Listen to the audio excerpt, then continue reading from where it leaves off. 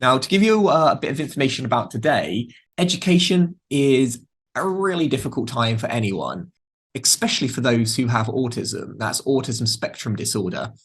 And today we are going to be looking at why is it difficult, but also what support is available, what strategies, what have worked for people in the past. My name's Nat. I'm the head of community at Exceptional Individuals. And today we are looking at autism in education. Now, as an organization, we specialize in the whole of neurodiversity, but particularly dyslexia, dyspraxia, autism, and ADHD. But obviously, today we are going to be focusing on autism. So as you can all see, this is a little bit about Exceptional Individuals. As I see some new people, we're a social enterprise, been going since 2015, and we're 80% neurodivergent, and we specialize in the A to Z of neurodiversity. Now, a quick definition for those of you who aren't aware, neurodiversity essentially means diversity of thought. So it's anyone who thinks differently, but for those who think so differently that it's a significant or a potential boundary in society, those are the ones that we really kind of work to support and to get the best from. And that would include autism. The last one we did was a brief history on disabilities. This is going to be looking at how has disability been viewed. So we went all the way back to ancient Greece, walking all the way through it to modern day. It's been a bit brutal, to be honest. It's not the nicest of history, but it's really important to learn to make sure that similar atrocities don't happen in the future and we can kind of keep moving forward. We're also really lucky to be joined by a Paralympian, which was really cool. There is quite a lot of information available for under 16, but post 16, people seem to forget about those on the spectrum almost completely, like they no longer exist.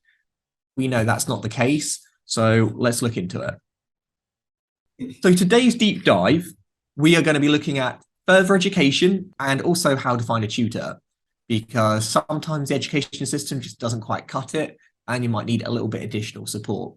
We also might bring up questions like, should you homeschool? Should you go to a specialist school? Should you go to a mainstream school? The Equality Act of 2010.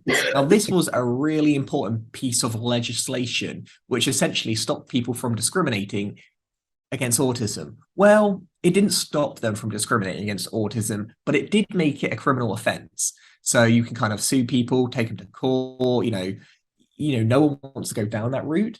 But the fact it became mandatory meant that not just educational establishments.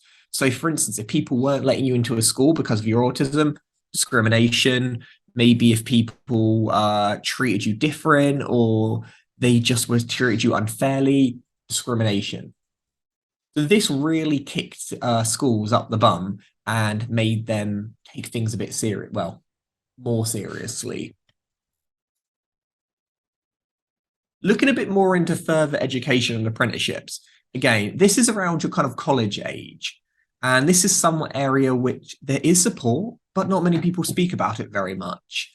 And whether or not you've got children who are younger at the moment, they'll hopefully be going into further education eventually. Or even if you've passed it, again, maybe one day you will have children that you might want to support with this. In some cases, maybe not, but they want to see it if they want to provide in informal institutions. They always want to see it. You are completely right on that, and it is yes. You are naturally covered under the Equality Act that an organisation, if they are aware of a condition, has to make adjustments. But in the education system, it doesn't quite work like that. Even if you have a diagnosis, getting support can be a mountain to climb. So having one is really beneficial. Schools will still offer you support without one. So next question to all of you, have you heard of any of the following? A SEN, a SEND, or a SENCO? Now, these words are always chucked all over the place, and they have slightly different meanings, and sometimes it can be a bit confusing when you're kind of researching, when you're finding out more information. The next one is SEN, as I mentioned, it's special education needs, just without the disability. They're interchangeable. They mean the exact same thing. And another one is a SENCO or SENCO. That essentially refers to the person who does the support. So Special Education Needs and Disability Coordinator. These people are like gold dust, but very useful. Oh, always wondered what the difference is. Nice, yeah, they're very, very similar. They're essentially used interchangeably depending on the organization. Some people might like the word disability, others might not find it particularly useful. Tomato, tomato. So next question to all you lovely peeps. When did you first receive autism support? Now, obviously this applies if you do not have autism, but you have a child who has autism, then answer from their standpoint. Did you first get support in either nursery, primary school, secondary, college, sixth form, university, in the workplace, or never? And as this group is, apart from me, he looks like 100% female, interestingly, females tend to get support later in life, which sucks. And that's normally because of the way they demonstrate the characteristics. They don't quite align to what most people understand as classic or conventional autism, but that's more due to like a lack of understanding opposed to anything else. Okay, some of you got it in primary school, others had college, and some never. See, I got it in primary school, but not until my last 2 years. Secondary school was pretty terrible for support. College was actually really good for me. University was pretty good, and the workplace is pretty good, but only because I work in this organization. But it's not uncommon for some people never to have support. I received support at school, but when I was at school, they didn't know what autism was, but they knew I had some challenges. That is a really good point, Fazana, and that's quite common that people might not have the label, either because they didn't know what it was, different times, different places with education, understanding, but it's normally quite clear whether or not a student needs additional support or care or consideration to be taken. That, however, can be dangerous because let's say they just put you in the general category of needs extra help. They might not know exactly what help to give you. So essentially, they're just kind of ring fencing you without giving you the most appropriate care. So that's why in these situations, we're definitely better off than we were. But as I mentioned, autism is different for everyone, and it's quite significantly different for females to males. So the likelihood of getting help tends to be a lot later, if at all ever. So worth knowing if you are within that age range or have like people you support in that age range. So some common challenges that autistic people may face, not necessarily, but quite often they face, is difficulties at lunch and break. You might think, why? Well, with autism, quite often it's to do with having that consistency. The brain really struggles to shift gear, to change things around, to make instant like swaps. And lunchtimes are the only time where it's a free-for-all. No one tells you what to do, how to do it, and it can often leave you to be quite lonely and segregated. This might not seem like your standard, educational consideration, but it is something that needs to be considered. Is there certain schemes in place like buddy systems? Are there kind of groups for like, I don't know, indoor board games? Is there some alternative to just, here's a football, go have some fun for an hour?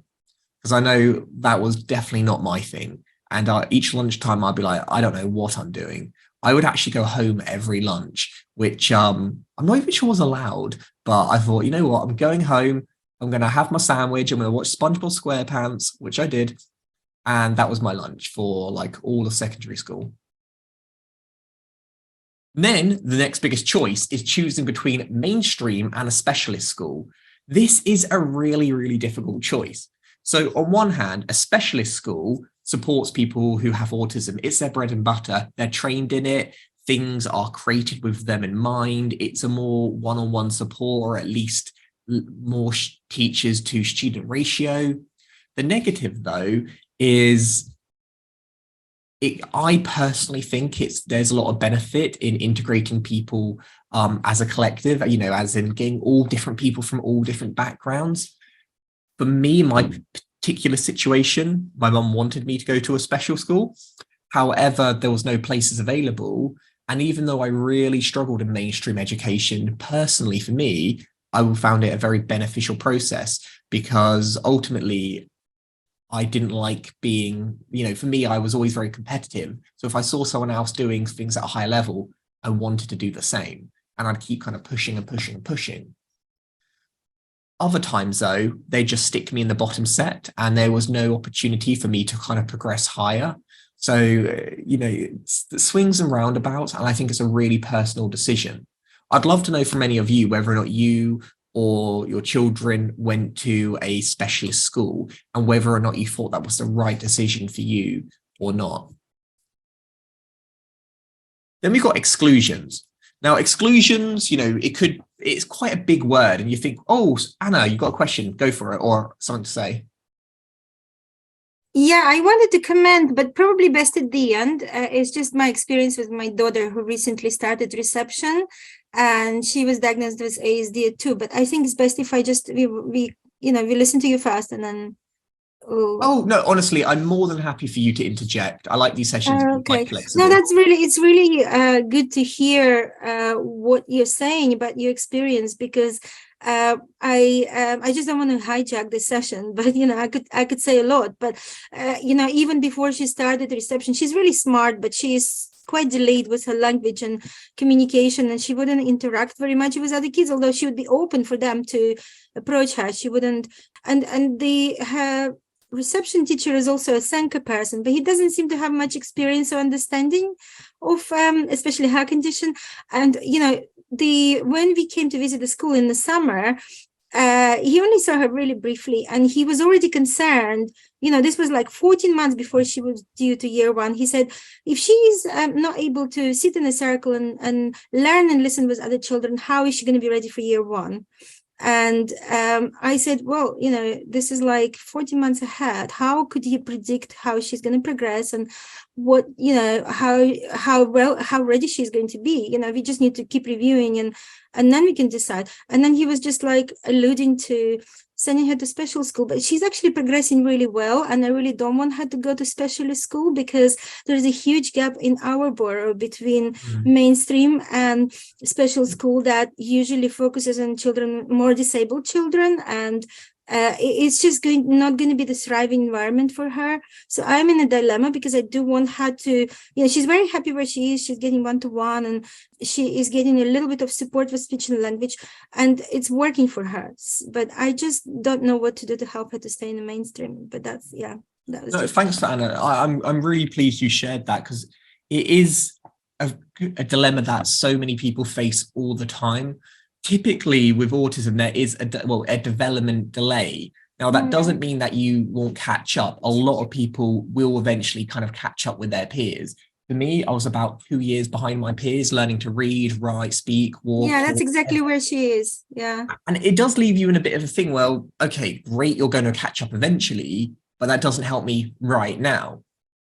But if you go to a specialist school, potentially you might be capping their potential. So, is there like additional support you can offer? Is there kind of other schemes? There isn't a right or wrong answer. I can see Melissa has shared their opinion, and they have said, I went to a mainstream school and I personally like the choice because it helped me mix with other people and it helped to develop my social skills. Yeah, exactly. There's a lot of that makes a lot of sense because, pardon the expression, but, monkey see, monkey do, we naturally learn from watching other people's interactions. So for those who have autism, who naturally struggle with communicating and social skills, being able to see how other people do it is beneficial. But if you're surrounded by other people who have the exact same challenge as you, it might just kind of like rebound, a bit like an echo chamber. Now, do not think I'm dissing specialist schools completely. I'm not. For some people, they are absolutely essential. And for some people, they just wouldn't manage in a mainstream school. But I think it is when you're kind of on the borderline, that when it can be a little bit tough. But I'm also concerned that they're not really, special schools, unless it's a really good schools for autistic kids. They're not really working much on academic development. They're more focusing on daily living skills, and a lot of the even in autistic schools that I visited, there's maybe one or two specialist schools that I visited in the area. Most of the children are pre-verbal, so it's not really encouraging her to to strive towards. How is she ever going to catch up if she's not exposed to to this environment, and if she's always going to be in specialist school? There is a lot I'm worried about. No, there's a lot of truth in what you say. I have visited many autistic specialist schools through what I do, and I tell you what, they are not all created equal. Some of them are state of the art, and I mean they are amazing. They've got such great practices and like support, and they've got a great number of teachers. Yet other ones I've been to are essentially like daycare centers where they literally just keeping them in a place for a set amount of time and letting them out. It's a bit of a free-for-all. Yeah, and they're like really focused on containing them. But I visited a good school in our area which has great resources, but research is definitely, but their facilities needed. Rather than like London has some really good schools, but then if you the more remote you get, the distance between them gets further and further. Yeah. And where are you based? Whereabouts are you in the country? Just outside London. Right. Yeah. So yeah, the ones I go to are typically quite good, but unfortunately a lot of parents have to move in order to go to them, which isn't obviously appropriate for everyone. Could you recommend any school that like nowadays, because it's all like still in the process and more schools are opening, but any school that you really think that actually are good and I have only have experience as a teacher, as a like visiting teacher. I don't have experience directly, but I have had good experience with ones that have been run by the National Autism Society. There's one called Treetop School, which is quite good, but I think always go to the open days if possible to kind of like get a feel of the area, like ones that have like dedicated sensory rooms, ones which have a really great play environments, ones which have a good teacher to student ratio. Those are the type of things that I typically look for. Thank you. Okay, anyway, though we're really interesting, I will carry on. Just can cover everything, but please Can I yes, go for it. There must be very few and far apart, these special skills. In London, there's typically one per borough, which sounds quite a lot, but again, they're not all created equally and the sizes vary dramatically. There is none in our borough. There is one for special needs, but that's a generic one for special needs. I have purposefully inquired. There is just no school specifically for autistic kids. Okay, that is a good point. I'm not necessarily specialist, but in terms of disability schools, and also like I said, some of them only have very, very small capacity. So some might only have like genuinely, I've been to some that have only had 12 students. And technically that borough has that support, but in reality, there's way more than 12 in that borough. And if you're in a borough that has a much bigger school, you don't normally get priority because it's the people who are in that borough who gets a priority. If you're outside, it's if you're lucky. Yeah. Continuing on with the discussion, another kind of challenge, which is quite common, unfortunately, is exclusion. Exclusion is when you're kicked out of education. A lot of people assume that's when you've been bad or misbehave. And yeah, it's possible. It could be when you just struggle with school so much that the teachers do not know what to do with you. And this can severely impact those with autism. Not only do people with autism typically start school a year later, so you'll notice, interestingly, most people with autism tend to be the oldest in their class. So for instance, they're normally like September babies. So if you get the choice to like hold them back a year, most people choose to. But again, it really depends on the what month they were born. We've got exams. Exams are really challenging. And this isn't due to intelligence. A lot of people with autism are really intelligent, but it comes down to the different scenarios. If you're in a brand new room you've never been to, if you're being stimulated or understimulated, I think exams are an odd environment. You just hear the coughing, the ticking of the clock. It's like the people kind of steering over your shoulder. It could be an environment which is quite foreign and as us can make it more challenging. Receiving extra help in education. Getting help I bet you all have your own stories on how long it took you to get support. You know, the classic story is your parents were fighting and fighting for years in order for people to realize it. It's very rare to hear someone saying, I got support the second I needed it or before I needed it. It's normally kind of years later after like the potholes have started to form. That's why if you do, no matter what stage of education you are, you know, could be adult education, if you know you're going into it, try to seek that support from the beginning. Because I'm currently doing my master's and it took me 2 modules. So that was like 12 weeks in order to get any support. And I'm like, that's no good, because I tell you, after the first module, I wanted to quit because I was struggling so much. So I really recommend getting the help as soon as possible. The second you have that confirmed that you're going there, or even suspect you're going there, to do that research. Homework is a big one. You know, for instance, doing it at home. People with autism typically like routine and repetition.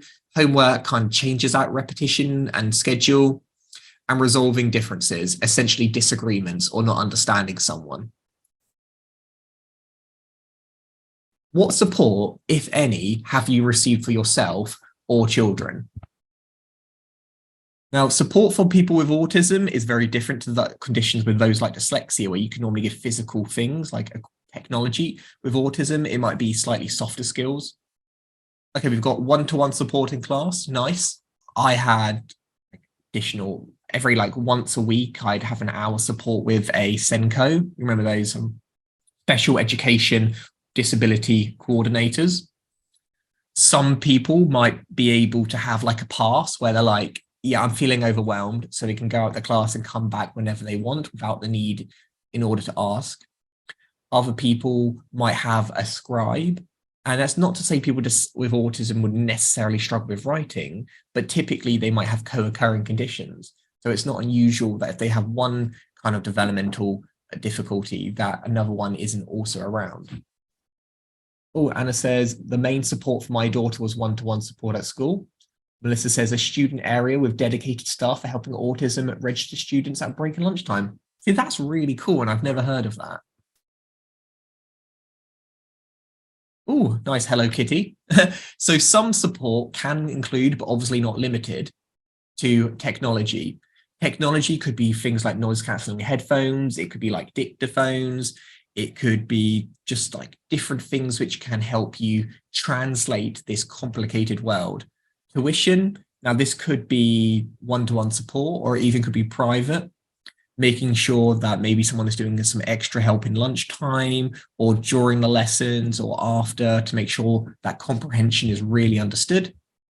A note taker, very common. Again, it's not because, say, people with autism struggle with writing. That's not one of the key deficits, if you will.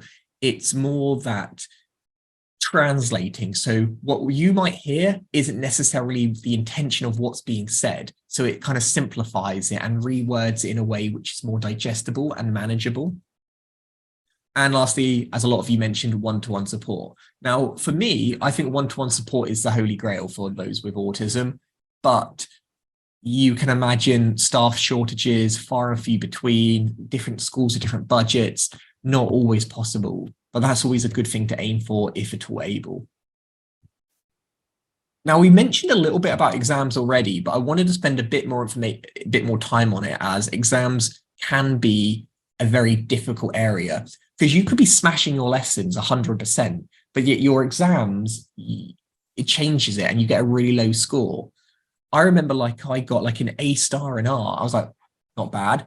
And then when I went to actually do my exam, my grade was significantly lower. And I was like, oh, and it's because of the environment that I struggled with. So exams for those with autism 101, here are some top tips. So first of all, you might be eligible for exam access arrangements, EAA. Now, if you haven't heard of this before, I don't blame you. But essentially, this means that you have agreements in place. So for instance, maybe extra time, maybe you're allowed a quiet room, maybe it could be done in a different situation, maybe you could have someone to read the questions out loud, help you with comprehension. But these take time to put in place. There's no point going to them like a week before your exam and saying, yeah, I need an EAA. you need to do it like a month or two or more before, because they really do take long. Bureaucracy, paperwork, yada, yada, it takes time.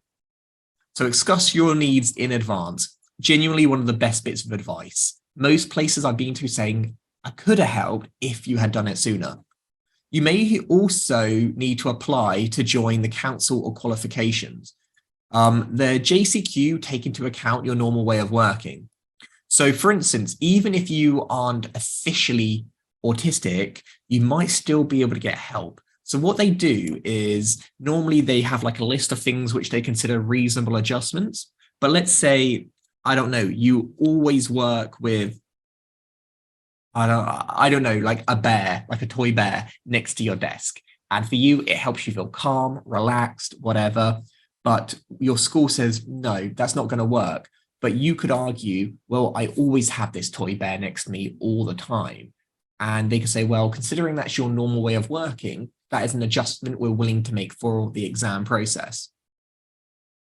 And briefly to mention apprenticeships, there's access arrangements for functional skills tests are set by the relevant exam awarding bodies. So though it is a little bit different if you're doing an apprenticeship rather than normal education, you do have the equivalent to a JCQ. I don't expect any of you to remember these things. And I know some of you are in Scotland and other places, and there's normally like slight little differences, but there will normally be an equivalent. So even if this doesn't directly relate to you, do know that because these things exist somewhere, there's normally a similar type elsewhere. Unfortunately, not always, but there's normally a good chance. Now, have you ever had any of these exam adjustments? Or if not, which ones do you think would be the most useful or best for you? We've got having extra time. We've got having a human reader, that is someone who is actually there reading it for you. Having a digital reader where you kind of scan over the words and it will read it back to you, or on the computer. Reading out loud yourself. Maybe you just want an environment where you can speak out loud. A scribe, someone who will write down the answers, maybe because you're handwriting, maybe because you feel overwhelmed. Speech to text is when you're speaking out loud and it writes it down, or something as simple as colored overlays, which can help the contrast. So yeah.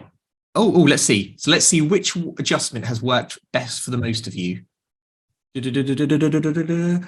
Oh, extra time. Yes, extra time is an absolute game changer. Some people complain because they think that puts you at others at a disadvantage or an unfair advantage. Not at all. Naturally, our brains take longer to process. It doesn't mean that we won't get there eventually, but in order to connect the dots, take a little bit long.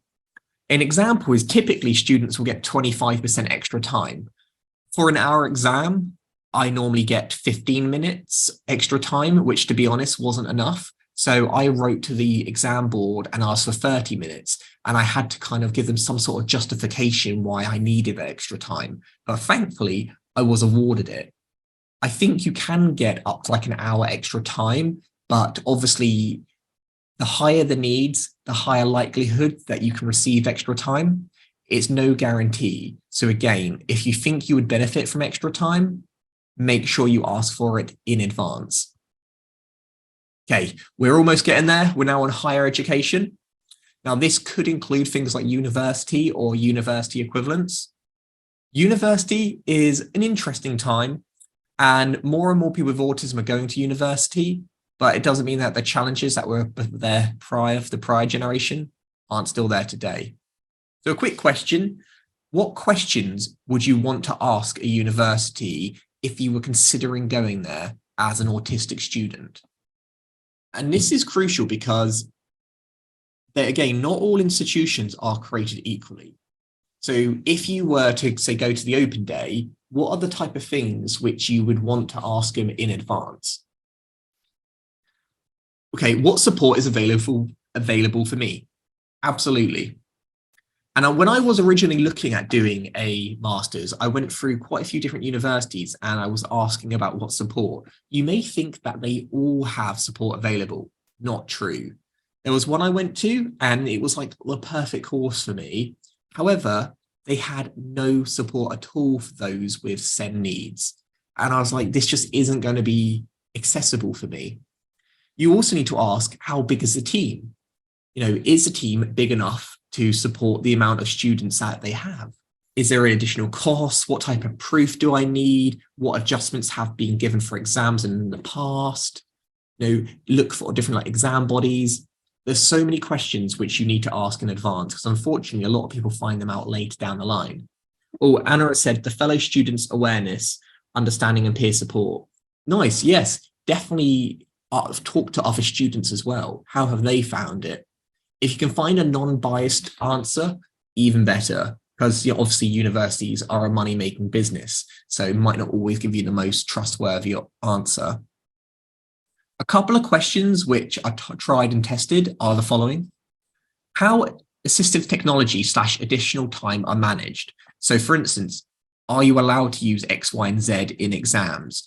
And typically, how much extra time are students given? What proof do they need in order to get that time? Is it possible to have that amended in the future? The examination format, for instance, is it multiple choice? Is it exam-based? Is it coursework? These things can make or break a particular type of learner. We mentioned that those with autism sometimes struggle in exam scenarios, so maybe a coursework-based course would be more appropriate. It's important to ask these questions. What support is offered for different styles of assessments? Maybe you prefer to answer verbally. Is that an option, or does it have to be written? Is considerations made for grammar or neurodivergent learners? Quite often what you can do is get like a bit of paper that you can put on your coursework that says, hey, mark me for the content and not for my spelling or grammar. And they can only be a little bit more lenient. I honestly don't know if they do take those things in consideration. However, better than nothing. I use one for mine as well, where like, let's say if I got like an odd bit of grammar, normally they'd take me down a mark or two, but because I've got this piece of paper which says, hey, don't be so fast in judging this person, I think they're a bit more lenient on which way they may go.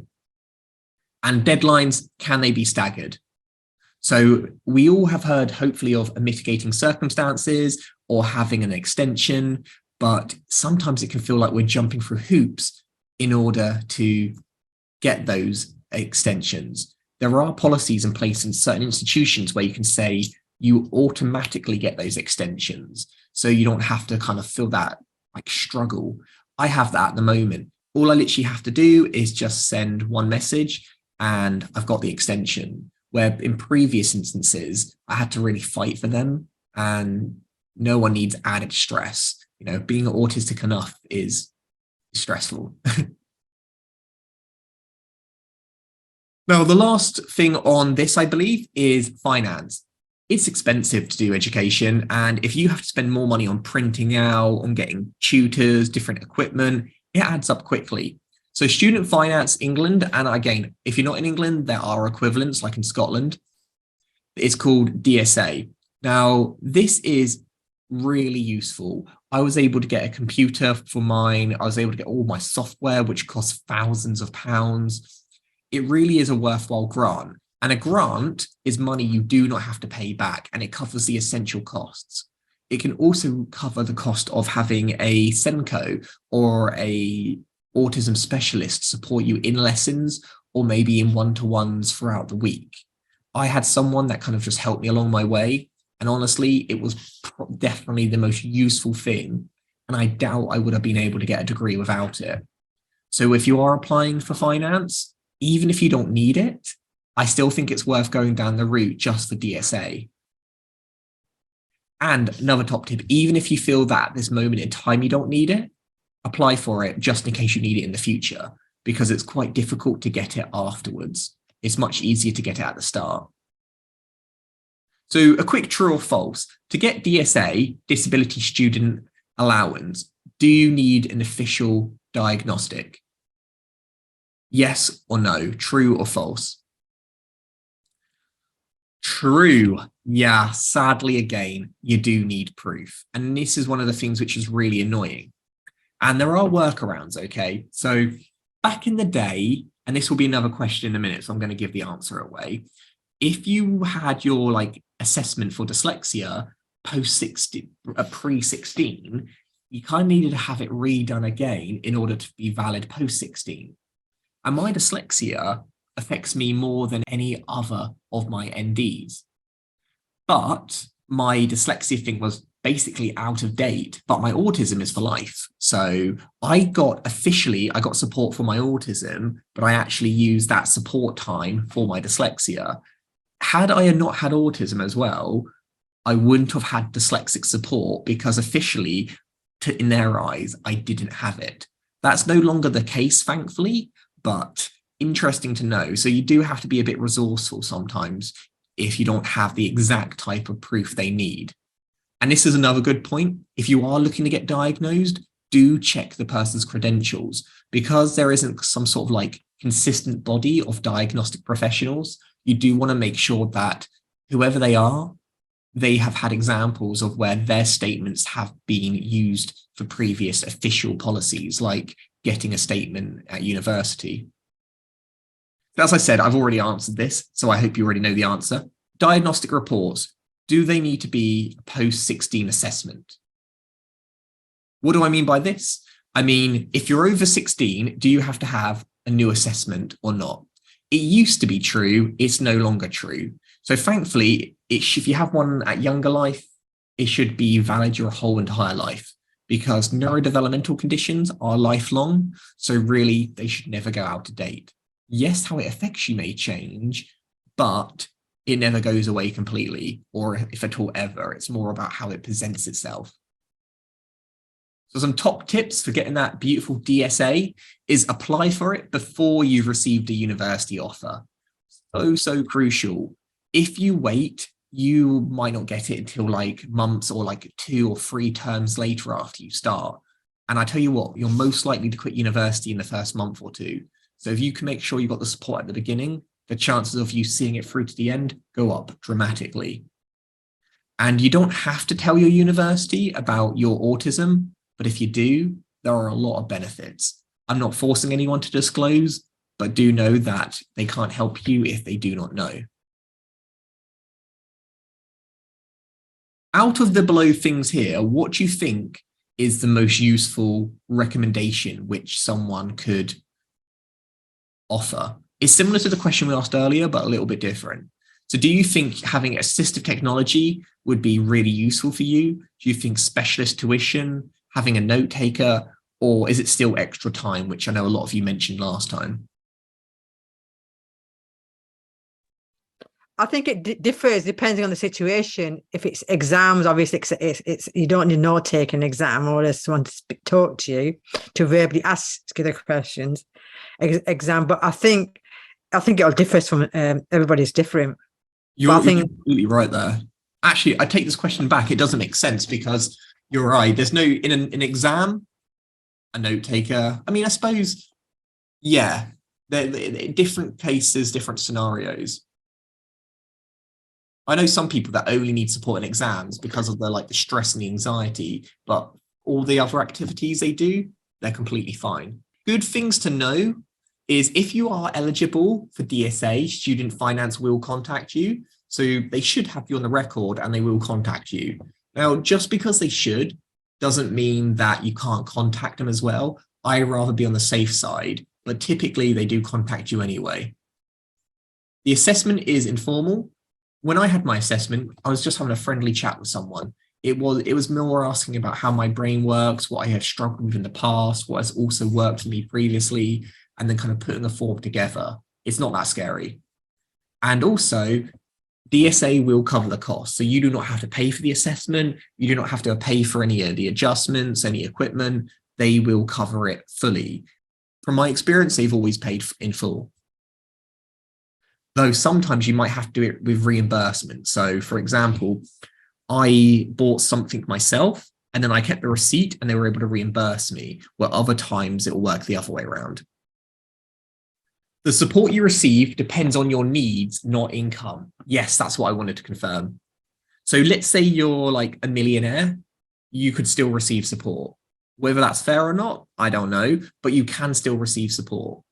So do not worry that, oh, well, my parents are doing quite well financially, or I am doing quite well financially. However, I have so many expenses that I just couldn't afford it. It will pay for it. But to get this paid for, you do need to have actual proof, remember. So you have to have a physical assessment. And the last patch for today is some study skills. How do you study when your brain's all over the place? Well, there's a few things. So before I give you my top tips, I'd love to know from you any strategies which has helped you in the past, kind of cram that information in and make sure that it actually sticks. For me, I suppose joining societies and groups, making sure that my education wasn't like the only thing I did, because I could become quite obsessed with it. We've got listening to music. Yep, Spotify has saved me so many times. Whether it's listening to music or kind of classical music, or even just like ambient sounds like rain, has been really useful. Nice. Notes with drawings. Yes, a lot of people who have autism are very visual learners. So being able to like attach some work to a doodle, whether or not it's a little illustration of what they're talking about or something completely non-related. Take notes, a note taker in class. Yep, I am terrible with note taking, but if someone else is able to share their notes with me, that helps a lot. Mentoring, perfect. Sometimes mentoring, even if it's not like the most experienced mentor, just having someone who has been through a similar process, but is a bit further ahead in their career or journey, can be really useful. So my top favorite tips is explaining key concepts to someone. So let's say you've just learned something, tell it to someone else. Now this could be a friend, a family member, whoever, try to re-say what you've just learned, because that will prove if you've been able to take it in, but also it will put it in your own words. If I read something from a book, I can't repeat it, but if you ask me what was the gist of it, I can normally tell you. Making posters of important information. I like to, like, if I've got like really important formulas or things like that I need to remember, I'll write it out and I'll stick it right in front of me. So I'm seeing it every single day. So what is in my short-term memory progresses into my long-term memory. We've got recording lessons or lectures. Now, they don't always like this, but what you can do is get a dictaphone and just put it at the front of the class and record it. I did that. I'll be honest with you, I never listened to any of them, but just knowing that I had the recordings just in case was good enough for me to help me feel a bit more comfortable. Sticky notes, very similar to the previous one I mentioned, highlighting key passages. Don't be afraid to kind of scribble all over your book, particularly ones which are only relevant for certain years. No one's going to want them in the future. So, cut, stick, glue, do whatever you want. Color coding and reminders. These are things which have definitely worked for me, but for everyone is individual. So kind of keep open-minded. Now, I always mentioned about workplace needs assessment. This is essentially what you do after education. So DSA is what helps you in like higher education, university. After then you do access to work. And in schools, they have things which are like in-house and they have funding for students with additional needs. In theory, there should be support for you throughout your entire life. The only place which gets a little bit kind of rocky is when you currently aren't in education and aren't in work. That's when it can be a bit difficult depending on your region, but worth knowing. Ooh, that was a lot of talking today, but I'm going to open it up to any final questions or statements or things that you'd like to add before we wrap up. Hi, Nat. Can I ask you a question before you finish? Go for it. I'm trying to go on a IT course. The teacher has, because they can't put any sport news in place, they've taken me off the class. I'm struggling to get on. So you were on the course and they took you off the course? Yeah, because they say we can't meet yet. I need extra help. So they can't put these in place. So they're saying that first she's made an excuse. So it was going on forever. She made excuses saying that it's not in a commitment from yourself. And then later on, she says that you're not able to do an exam. So that is difficult. And now the rules are changed. You've got to work towards an exam and you're not able to do that. So she says that we've got to try to find something in the community for you. That is challenging because when you're doing external courses, which aren't as heavily regulated as say like full-on establishments, they normally don't have as much in place. The only things I could recommend for that is ask what support do they have way in advance, but also if you're doing like an IT course, there's probably not so many in your area, so the one you're given is the one you have. I think you've got the Equality Act, so you want to make sure that they don't discriminate against you. And maybe it's worth kind of mentioning, but obviously you don't want to jump straight to like level threat. But if the course really isn't appropriate for you, talk to them, say, well, if I were to do, say, a different course, which was more appropriate, could I join this course later on in the future? Or do you have the budget available in order to get someone there to support me? Or is there an additional way? I think they haven't, because I think it sounds like they haven't got the budget. She didn't say we haven't got the budget to support you, but she just said that. Yeah, do you know what, to be honest, it honestly sounds like they don't have the budget. I don't think that's a good enough reason.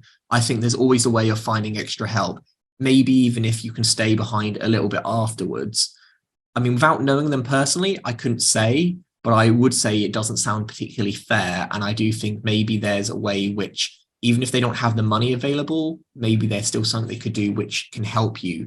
But I think if you really state your reason, like, this is the only one in my area, I've already feel comfortable here, and you really tell them why you're worth the effort. I don't like the idea of having to fight for your right in order to get support, but that unfortunately. But she said, but you can't come to this course because it's part of the college. But there's some organisations we have connections with that you can go to their courses. I'm always a bit skeptical about that, because what they can do is, you know, kind of wipe their hands of you, like, oh, we've signposted you, we've pointed you somewhere else, we're done. But unless they've actively kind of talked to their other providers or partners and helped actually set it up, then they're kind of just kind of cleaning their hands of responsibility. She did say she said we'll keep in touch, and she can send me a letter by the end of this week just to confirm that you know, we're going to set a date and time where you can come and meet. You've got to work with us. And there's some organisations we've got a contract with, you know, we've got links with. Okay. Well, that sounds a bit different. That doesn't sound as bad, because if they've already got a contract with someone else, it's more of an official process, which is a bit more reliable. She said we've got communications, we've got links with the organisations in the community. She goes, unless you can think of anyone. I said no, but she said she is. But I'm just thinking. She was, how do you want to work? Do you want to in a class or a one-to-one sport? I said one-to-one sport. But I just feel this, because there's a bit she said she's talking about charities out there, there's organisations, and it made me think, oh, it's just anybody. Like, but she said it sounds to me that they don't really have an answer, and they're just going to signpost you, but then passing you along. Yeah, that's the feeling I'm getting. Yeah, I mean, I don't really have much else to add from that. That's what it sounds like. I hope that's not the case, though. And she said you won't be working towards an exam. No, I mean, though, like I said, with people like us, it takes us longer to do anything. So yes, it sucks that you won't have anything like to prove at the end of it, but it might mean that you have to do some sort of like just standard training first before you can move on to a qualified thing. But do always remember that it's more about their level of understanding of autism and their experience in teaching than anything to do with you. Like, if they had more training in that area, I'm sure they'd be able to cater for someone like yourself. The fear I have in these situations is that you walk away feeling bad about being who you are, when actually there's nothing wrong with it. It's more to do with how they teach, which is the problem. And their understanding of you and autism. Yeah, because again, like, if they had different ways of teaching you, which worked for your brain, probably wouldn't be an issue at all. But also, I appreciate due to their funding, they won't have the training and the budget. It's one of those really like difficult catch-22 things where it's not necessarily anyone's fault, but by not having a responsibility on any one person, nothing actually happens or gets done. It's just so sad reality, and it's not my confidence. I just feel it was so easy and straightforward. I said to her, I think it's an excuse she made up. She didn't say we've got no funding. She just said there's no you're not, we have to, used to in the past, you could just come onto the RT course and do what you wanted, but now you've got to work towards a qualification. I said, I have got a qualification in the past. That was like abbreviate. That was like to become a medical secretary, and that was a level 1, and you had to put abbreviations and arrows. It's like becoming a medical secretary, the job that medical secretary does. Doctor hands a piece of paper with those abbreviations and links, and it was more complicated this. And I got a distinction, and I got sport working in class as well. But she just wanted to, I think she's just like fobbing me off. And I thought this was I'm just heartbroken to say that this isn't a very easy course for me, bog standard basic, and you saying I can't do it. And they're saying that the short staff because of COVID, staff absences. Yeah, I really don't have much to make that better, but the one thing I would want you to take away is that says more about their level of understanding and their expertise than it does for you. If I think of anything which I can think will be relevant, I'll message you, but at this moment in time, nothing comes to mind. Yeah, and she said I don't know, she said it's probably next year before. It's going to be next year. She said we're keeping, and I was hoping we had this meeting, one-to-one chat last Monday, and I thought it's a one-to-one chat. I'll get to, she's probably going to get back onto the college course that we're doing. Because first she said there's no commitment from yourself. Now then she said you're struggling to do another course, and I'm not struggling at all. I think your word is really important. So if tell the person you're happy to continue, you're okay with it, and go around that person if not, because it sounds like that is your best option from what you've told me. Otherwise, yeah, they just don't know what to do. So they're just trying whatever. Really good point. And I think it really does highlight the challenges that those with any sort of challenges or differences can face in education. Yeah, and it's knocks my confidence and self-esteem. But like you said, it's nothing wrong with me. Yeah, you've got to keep remembering that. Honestly, I know it's easier said than done, but you have to, otherwise it eats up at you. This was our last webinar of the year, and we do have next year is going to be really exciting because I'm busy creating and developing a whole series of brand new sessions which are around psychology and neuroscience. So I'm taking really complex subjects and creating them in a way which hopefully are really accessible and easy for everyone to understand. So you've ever wondered, all right, we've talked a lot about what is dyslexia, what's dyspraxia, autism, but do we really know what it is when we're looking at how the brain connects the dots? So the first webinar we have of the year, which will be the start of February, I'm having a little bit of a break so I can actually create the material, is the abstract idea of neurodiversity. We're going to be looking at what even is it? Is it something we can hold? Is it something we can grasp? We're going to be looking at brains and neurons. It's going to be really exciting. So I encourage you to click the link, sign up in advance, and keep your eyes peeled on our Eventbrite because we're going to have a lot more exciting ones to come. And if any of you do want to get in contact with us, here's our details. You're very welcome to reach out, see if you're eligible for any of the support we offer. But at the end of the day, I just want to say thank you so much for attending and being with me throughout this year and April with these webinars. And I look very much forward to seeing you in the new year for our exciting psychology and neuroscience collection. Thanks, Fasana. Thanks, Anna. Thanks, Sav. Thanks, Melissa. Thanks, April.